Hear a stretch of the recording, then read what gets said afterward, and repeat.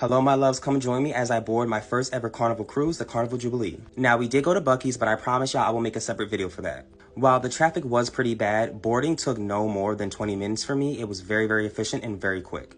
Before I knew it, y'all, I was already walking on the ship and the vibes were just immaculate. The Carnival staff was just, they were ready for us. One of my first impressions of the Jubilee was how beautiful it was. The vlogs and even this vlog does not do it justice, y'all. You have to see it in person. Every single space on the ship is so unique to itself and just so well crafted and well designed. Like, I don't know if the people who designed the interior of the ship had to pay their mortgage or they were in credit card debt, but baby, they clocked in and got to work. This space is beautiful.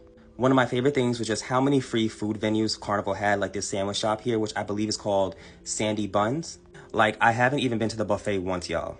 Now, after I went over to guest services to change my dinner reservation, I went over to the sail away party with my girl Mandy, and it was a great time, y'all. Like, I'm sorry, Carnival, y'all staff, the entertainment staff, they're phenomenal, man. Like, they're the party. Like, are we on the cruise or are they on the cruise? Not to mention, y'all, Kendall Fire is fire, like y'all say. This lady has so much energy. She's an amazing cruise director, and I hope I can meet her. She was hyping up the crowd. She was getting us excited for our cruise. She was just amazing, honestly.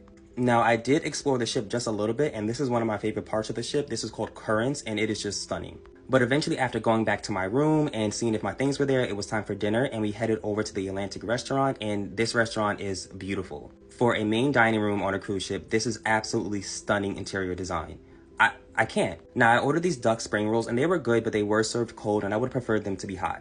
The Caesar salad was the only thing I did not like because it was a little too fishy for me. However, y'all, this braised beef short rib was phenomenal. It was delicious. It was so tender. It was everything. And then, y'all, why did the staff go ahead and put on a little show for us? They're just so cute. And this man right here in the video in the white shirt, I think he's the maitre d', if that's how it's pronounced. He is such an amazing speaker. He has a beautiful voice. He gave us an announcement, and I'm sorry, his voice is so rich and beautiful. After that, I did head over to the LGBT mixer at the Golden Mermaid, and it was a really good time. I got to meet some people, and I had a few drinks.